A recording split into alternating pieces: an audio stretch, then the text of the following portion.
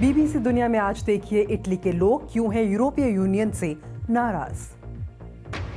Corona से निपटने के लिए एक रणनीति बनाने को लेकर यूरोपीय देशों की बैठक जारी, लेकिन सदस्य देशों के बीच उभरे मतभेद। इटली का आरोप, नहीं मिला यूरोपीय कमीशन से पर्याप्त सहयोग।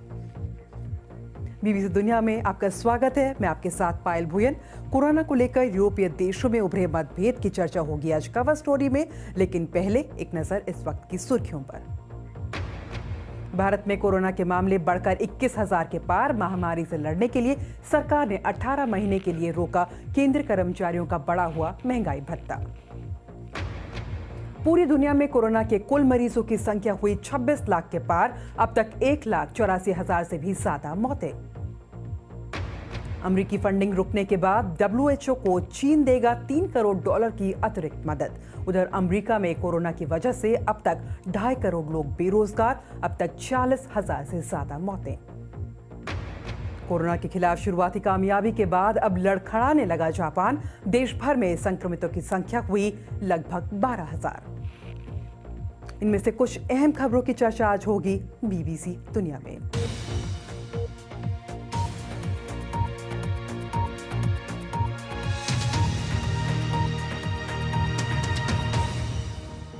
कोरोना वायरस ने यूरोप को हिलाकर रख दिया है। खासतौर से इटली, स्पेन और फ्रांस इससे सबसे ज्यादा प्रभावित हुए हैं। इटली के लोगों का तो मानना है कि संकट की इस घड़ी में यूरोपीय यूनियन ने उन्हें अकेला छोड़ दिया। ईयू पर उठते सवालों पर होगी कवर स्टोरी में बात।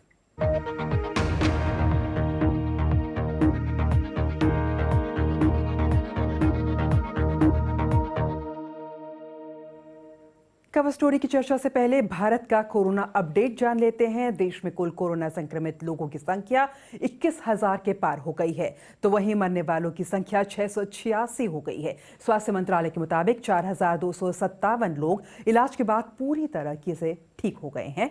बीते 24 घंटे में संक्रमण के 1,409 नए मामले सामने आए हैं। तो वहीं इस बीच केंद्र सरकार ने फैसला किया है कि करीब 1 करोड़ 10 लाख केंद्रीय कर्मचारियों को बढ़ा हुआ महंगाई भत्ता नहीं दिया जाएगा। ये रोक 18 महीने तक लागू रहेगी। पूरी दुनिया में कोरोना वायरस संक्रमण के मामले 26 लाख से ज्यादा हो गए हैं और अब तक इससे 1,84,000 से ज्यादा लोग की जान जा चुकी है। वहीं अमेरिका में महामारी की वजह से अब तक 40,000 से ज्यादा लोगों की जान जा चुकी है। लेकिन राष्ट्रपति डोनाल्ड ट्रंप के मुताबिक महामारी की सेकेंड वेव यानी इसके फिर से लौटने को लेकर चिंता नहीं करनी चाहिए। लेकिन ट्रंप प्रशासन के ही अधिकारी, सांक्रामिक बीमारियों के एक्सपर्ट एंथनी फाउची का कहना है कि इस बात में कोई शक नहीं है कि वायरस इस साल दोबारा लौट कर आ सकता है। वहीं विश्व स्वास्थ्य संगठन के प्रमुख ने भी लॉकडाउन हटाने को लेकर चेताया है। अधिकतर देश संक्रमण के पहले चरण में ही हैं और जहां महामारी पहले फैली थी वहां फिर से मामले आना शुरू हो गए हैं। कोई गलती ना करें, अभी लंबी दूरी तय करनी है। ये वायरस अभी लंबे समय तक रहने वाला है। वहीं यूरोपीय संघ के नेता वीडियो कॉन्फ्रेंसिंग के जरिए मीटिंग कर रहे हैं, जिसमें वो कोरोना वायरस से बुरी तरह प्रभावित देशों की सहायता के लिए आर्थिक पैकेज को मंजूरी दे सकते हैं। उम्मीद ये जताई जा रही है कि देशों से लॉकडाउन हटाने के लिए मिलकर कोई योजना बनाई जा सकती है। मगर महामारी के संकट ने यूरोपीय संघ के सदस्य देशों में तनाव भरे रिश्ते को भी सामने लाकर रख दिया है। खासतौर से इटली के लोग यूरोपीय संघ से खासे नाराज हैं। इटली के लिए ये कोई नर्क ही था।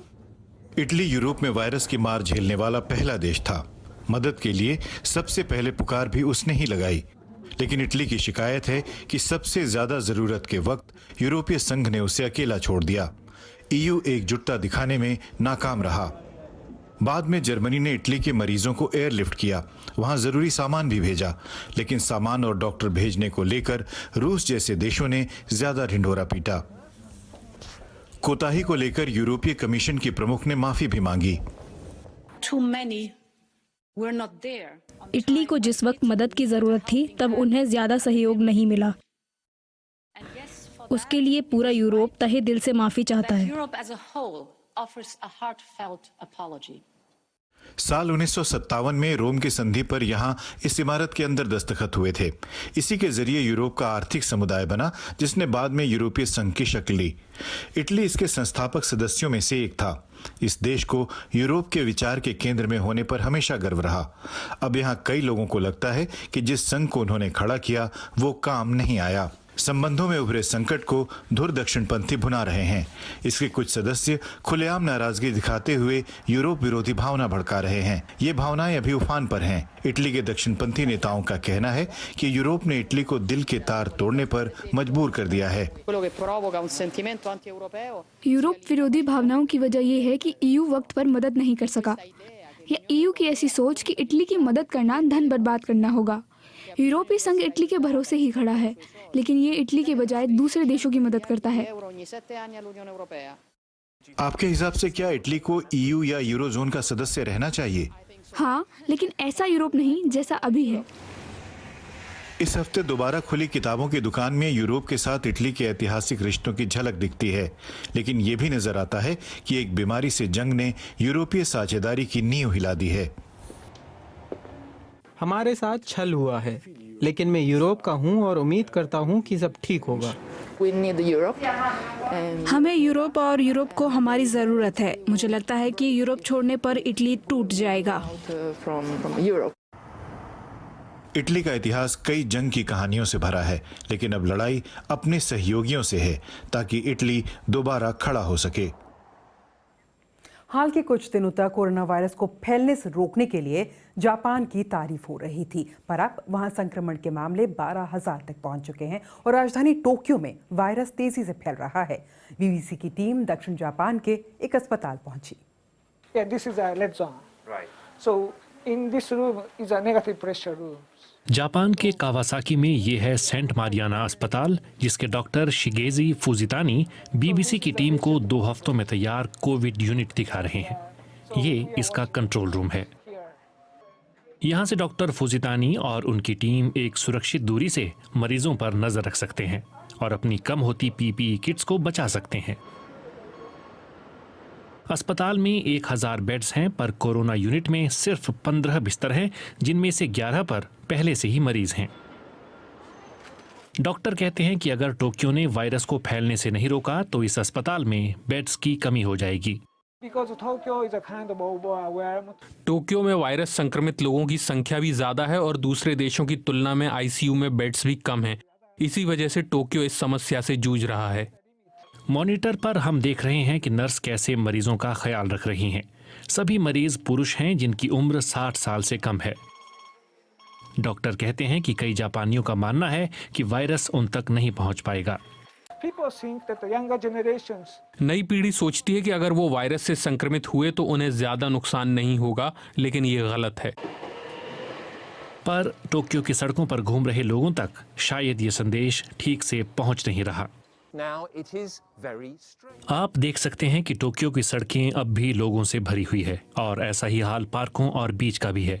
जापान के लोगों को वायरस से डर क्यों नहीं लगता?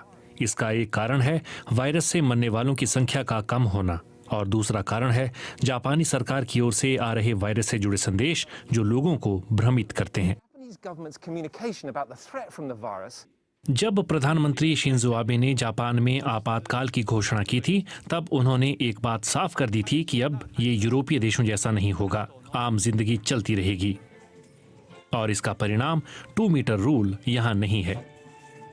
सुपरमार्केट में सभी लोग हैं। कई मानते हैं कि मास्क पहनने से वो वायरस से बच जाएंगे, पर मेडिकल विशेषज्ञ मानते हैं कि ये एक बड़ी भूल है। हमें सरकार से घर पर रहने और बाहर न जाने का एक कड़ा निर्देश चाहिए। बाहर निकलने के बाद दूसरों से 2 मीटर का फासला बनाएं। ये संदेश लोगों तक ठीक से नहीं पहुंच रहा है और लोग मानते हैं कि मास्क पहनने से वो बचे रहेंगे, जबकि ऐसा नहीं है।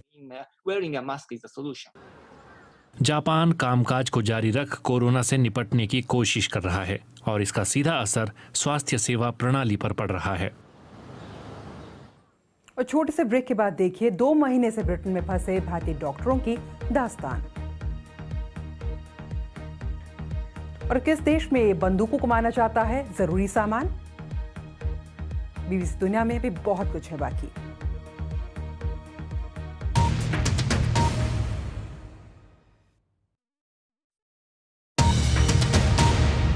आप देख रहे हैं बीबीसी दुनिया में, आपके साथ पायल भुयन। भारत के कई डॉक्टर मार्च के महीने में इम्तिहान देने ब्रिटेन गए थे। अब लॉकडाउन की वजह से वो वहां फंस गए हैं और देश वापस आना चाहते हैं। उनका कहना है कि वो भारत आकर कोरोना वायरस के खिलाफ जंग में दूसरे डॉक्टरों का साथ देना चाहते हैं। अब उनकी मदद के लिए भारतीय मूल के डॉक्टरों का एक संघ सामने आया है। बीबीसी संवाददाता जुबैर अहमद की ये रिपोर्ट देखिए। मुझे बस काम करना है अभी। मुझे मेरे देश लोगों को बचाना है और कुछ नहीं। कोलकाता की ये डॉक्टर इंग्लैंड एक प्रसिद्ध मेडिकल परीक्षा प्लैब 2 देने गई थी, लेकिन लॉकडाउन के कारण वहीं फंसी हैं। भारत में डॉक्टरों पर भले ही हमले हो रहे हों, लेकिन ब्रिटेन में फंसे हुए युवा भारतीय डॉक्टर अपने देश की सेवा के लिए बेचैन हैं। अभी मुझे एक्चुअली पता है कि कितनी जरूरत, कितनी इम्पोर्टेंस, कितनी अहमियत हमारी है। अगर मैं इंडिया में अभी इसी वक्त होता तो मुझे पता है कि मैं कितने सारे लोगों का हेल्प कर सकता था, कितने लोगों का हेल्प कर पाता था। फंसे हुए भारतीय डॉक्टरों की संख्या 100 से 200 तक बताई जाती है। जो भी डॉक्टर स्टैंडर्ड हो गए हैं, इन हर डॉक्टर की अलग अलग तरीके की तकलीफ होती है। कुछ लोगों के पास फाइनेंस नहीं है, कुछ लोगों के पास रहने के लिए जगह नहीं है। सोशल मीडिया पर सबसे पहले भारतीय मूल की एक महिला डॉक्टर ने इनकी मदद के लिए अपील की। हमें जैसे भी मालूम पड़ा कि कुछ लोग हैं, कुछ डॉक्टर्स हैं जो स्ट्रैंडेड हैं, तो हमने एक व्हाट्सएप ग्रुप क्रिएट करा और उनमें से हमने देखा कि इनको जो सबसे ज्यादा परेशानी थी वो अकोमोडेशन की थी, फाइनेंस की थी, फूड की थी। भारतीय मूल के इन डॉक्टरों की मदद से कई भारतीय डॉक्टरों के लिए रहने और खाने का मैनचेस्टर की एक यूनिवर्सिटी में इंतजाम हो गया है।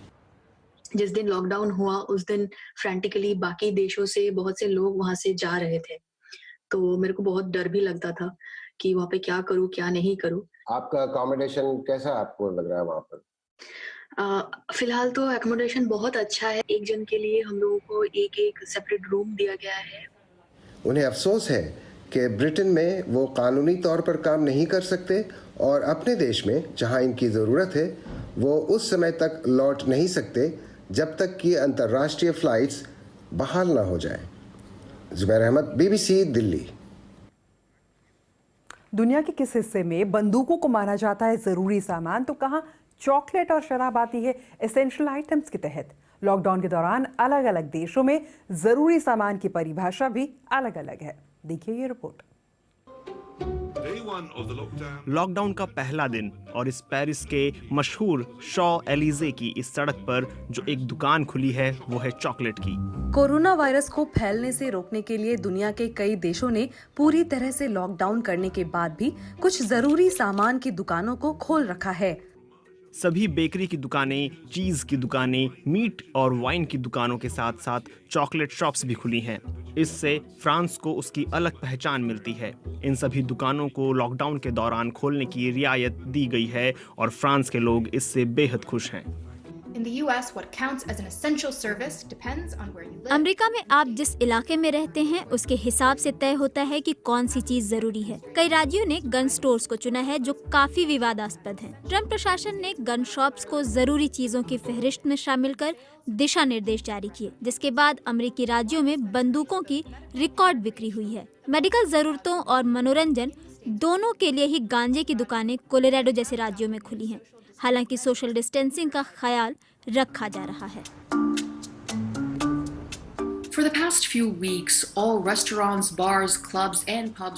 पिछले कुछ हफ्तों से सभी रेस्तरां, बार, क्लब और पब यहाँ बंद हैं, पर शराब की दुकानें खुली हैं। आप शराब तो खरीद सकते हैं, पर उसे घर पर ही पीना पड़ेगा। कुछ खिलौनों की दुकानें बंद हैं, तो कुछ थोड़े समय के लिए खुलती हैं। आप शायद सोच रहे होंगे कि खिलौने ज़रूरी क्यों हैं। प्रधानमंत्री स्कॉट मॉरिसन का कहना है कि वो पत्नी के साथ बच्चों के लिए भी जिक्सॉ पजल खरीदने गए, जो उनके मुताबिक उनके परिवार के लिए जरूरी है, क्योंकि अगले कुछ महीनों के लिए उनकी जिंदगी बदलने वाली है। एक छोटा सा ब्रेक, उसके बाद जानिए क्या बीसीजी वैक्सीन कोरोना वायरस संक्रमण को रोकने में मददगार साबित हो सकती है। और कश्मीर में लॉकडाउन के दौरान और खूबसूरत हुई फिजाएं। तो मिलते हैं ब्रेक के बाद।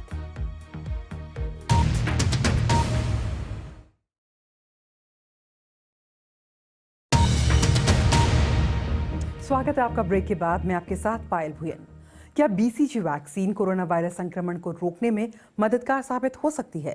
सोशल मीडिया पर इसे लेकर काफी अटकलें लगाई जा रही हैं। सच क्या है, बता रही हैं BBC संवाददाता श्रुति मेनन। कोरोना वायरस दुनिया भर में तबाही मचा रहा है और भारत में भी इसके मामले हर रोज बढ़ रहे हैं। इस बीच सोशल मीडिया में ये खबरें तैर रही हैं कि जिन देशों में BCG के टीके दिए जाते हैं, उन देशों में कोरोना से मरने वालों की तादाद कम है। भारत भी एक ऐसा देश है जहां बच्चों को कई सारे वैक्सीन यूनिवर्सल पॉलिसी के रूप में लगाए जाते हैं और इन टीकों में BCG वैक्सीन भी शामिल है। BCG का मतलब है बैसिलस क्लेमेंटी ग्योरेन, जो इंसानी शरीर को ट्यूबरक्यूलोसिस या TB से बचाता है। साइंटिस्ट्स का कहना है कि इटली, नेदरलैंड और अमेरिका जैसे देश जहां BCG वैक्सीनेशन को लेकर कोई यूनिवर्सल पॉलिसी नहीं है, वो उन देशों की तुलना में कोरोना वायरस की ज्यादा मार झेल रहा है जहां कई साल से BCG वैक्सीन लगाने की पॉलिसी है। लेकिन क्योंकि अब तक इस संबंध में इसके कोई पर्याप्त सबूत नहीं मिले हैं, भारत के शीर्ष medical research institute Indian council for medical research ने कोरोना वायरस पर BCG वैक्सीन के असर को स्टडी करना शुरू किया है। WHO ने यह भी बताया है कि कोविड-19 के इलाज की खोज की दिशा में BCG के टीके को लेकर 2 क्लिनिकल ट्रायल्स चल रहे हैं और जब ये पूरे हो जाएंगे तो विश्व स्वास्थ्य संगठन इसके निष्कर्ष की जांच करेगा। कोरोना वायरस से लड़ने का सबसे असरदार तरीका है सोशल डिस्टेंसिंग, इसलिए आप सभी उसका पालन कीजिए, अफवाहों से दूर रहिए, सुरक्षित रहिए और अपना ध्यान रखिए। फ्रांस में आजकल इस तरह टेडी बेयर्स को जरिए सोशल डिस्टेंसिंग का संदेश दिया जा रहा है। एक दुकान के बाहर 1 मीटर की दूरी पर इन टेडी बेयर्स को ऐसे बिठाया गया है, इन्हें देखकर लोगों के चेहरे पर मुस्कान आ ही जाती है।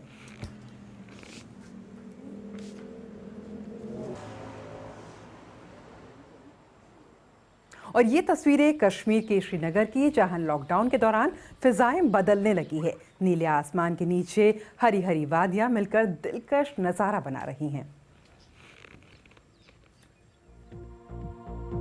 और कार्यक्रम से जुड़े किसी भी टॉपिक पर आप मुझे ट्वीट कर सकते हैं। मेरा ट्विटर हैंडल है @पायलभुयन। आज के लिए बस इतना ही। BBC दुनिया के साथ हम कल फिर इसी वक्त हाजिर होंगे।